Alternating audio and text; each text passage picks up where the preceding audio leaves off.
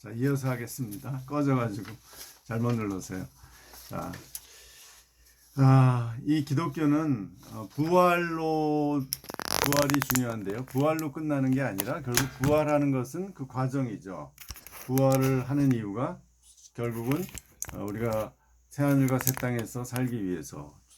근데 그 꼭 거쳐야 하는 과정이 최후의 심판이라는 거죠. 최후의 심판은 이제 하나님께서 그리스도를 통해서 세상을 심판하시기로, 그 기준이 의죠. 공의로 심판하시기로 작정하신 거죠. 그래서 사도행전 17장 30절에서 31절 보면 이렇게 나옵니다. 알지 못하던 시대에는 하나님이 간과하셨거니와 이제는 어디든지 사람에게 다 명하사 회개하라 하셨으니 이는 정하신 사람으로 하여금 천하를 공의로 심판할 날을 작정하시고, 결국은 이 심판은 인간의 죄 때문이죠. 인간이 타락했기 때문에 이제 더 이상 하나님의 의의 기준을 성취할 수 없는 존재가 됐죠. 그래서 누구나 다, 여러분이나 저나 다 죄인이기 때문에 이제 공의에 의해서, 하나님의 의에 의해서 심판될 수밖에 없는 거죠. 그런데 하나님께서는 각 사람의 행위대로 심판하시는 거죠. 우리의 죄, 우리의 원죄도 있지만 인간으로서의 그 원래 죄를 지을 수밖에 없는 그 이제 경향, 특성이 원죄라고 하면, 우리가 실제로 내가 행위로서 죄를 짓는 것을 우리의 자범죄 또는 고범죄라고 하는데, 그게 우리의 행위를 말하는 거죠. 베드로전서 1장 17절에는 외모로 보시지 않고 각 사람의 행위대로 심판하시는 이를 너희가 아버지라 부른즉 너희가 나그네로 있을 때를 두려움으로 지내라, 이렇게 나옵니다. 그런데 이 심판이 아직 안 오는 이유, 지금 항상 우리 초대교회 때부터 데살로니가 전서부터 종말이 예고되어 있었죠. 예수님도 그것을 예언하셨고, 그런데 왜 2000년 동안 종말이 안 왔느냐? 그 이유는 성경을 근거로 해볼 때 하나님이 더 많은 사람을 구원하시기를 원하시기 때문이다 라고 말할 수 있습니다. 그러니까 하나님의 때가 아직 안 왔다는 것은 하나님은 더 많은 사람을 구원하시기를 원하는 거죠.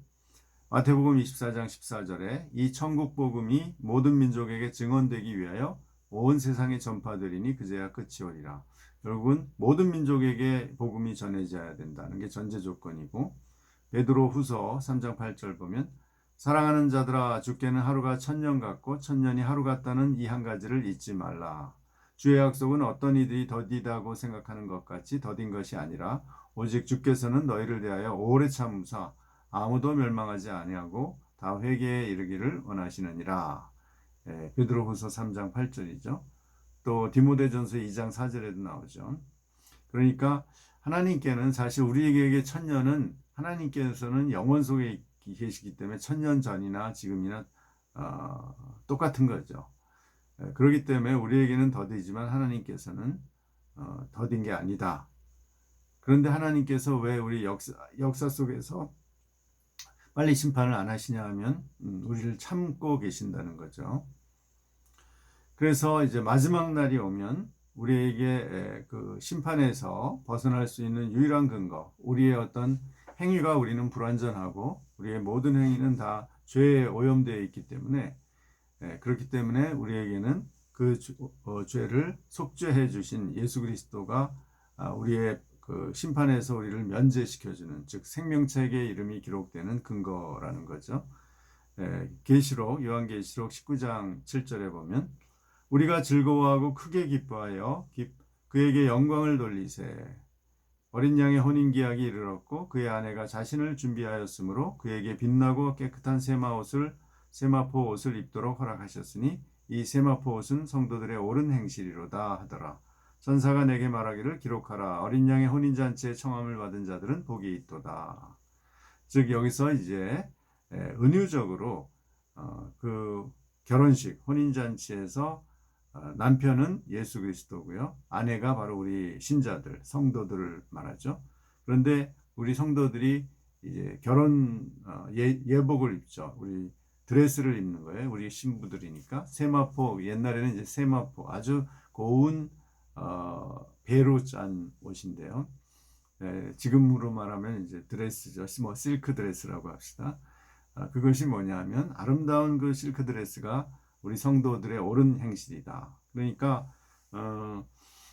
하나님이 우리가 그리스도의 공로로 속죄를 받지만, 심판에서 속죄를 받지만, 그러나 우리의 옷은 우리가 올바른 행실을 한 것이 우리의 아름다움을 보여주게 된다. 그러니까 이 무조건 우리가 나쁘게 살았는데 예수만 믿었다고 해서 그 구원을 받죠. 그렇지만 매우 부끄러운 구원이 된다는 거죠. 우리의 옳은 행실이 따라줘야 된다는 겁니다.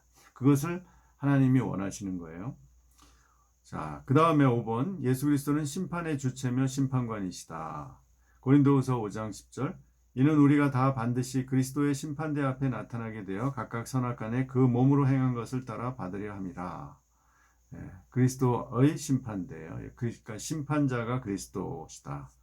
뭐 이 말은 다시 말하면 삼위일체 하나님이시다라는 거죠.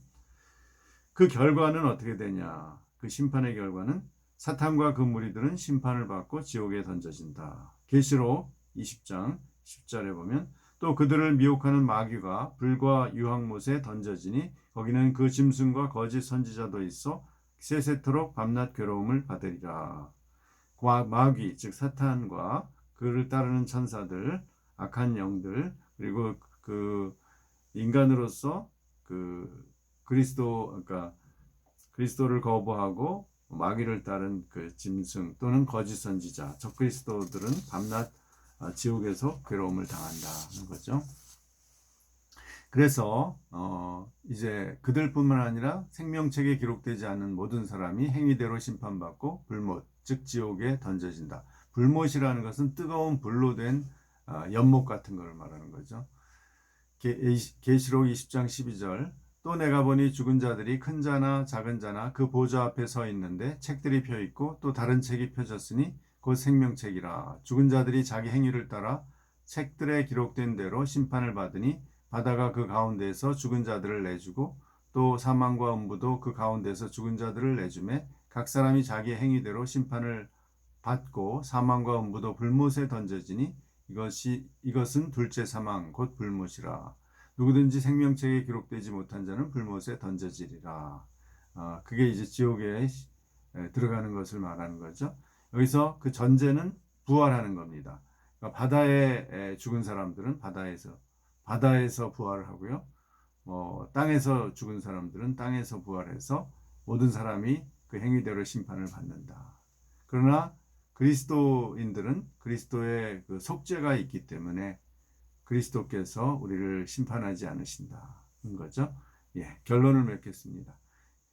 이제 이러한 그 심판의 이 원리 또는 개념은 어떤 철학에서도 얘기하지 않죠.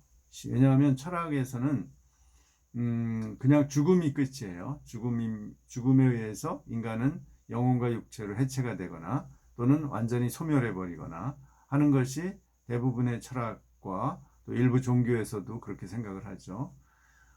그런데 이 어떤 절대적인 의로운 하나님에 의한 심판은 기독교에서 분명하게 나타납니다. 물론 구약과 신약에 다 나타나죠.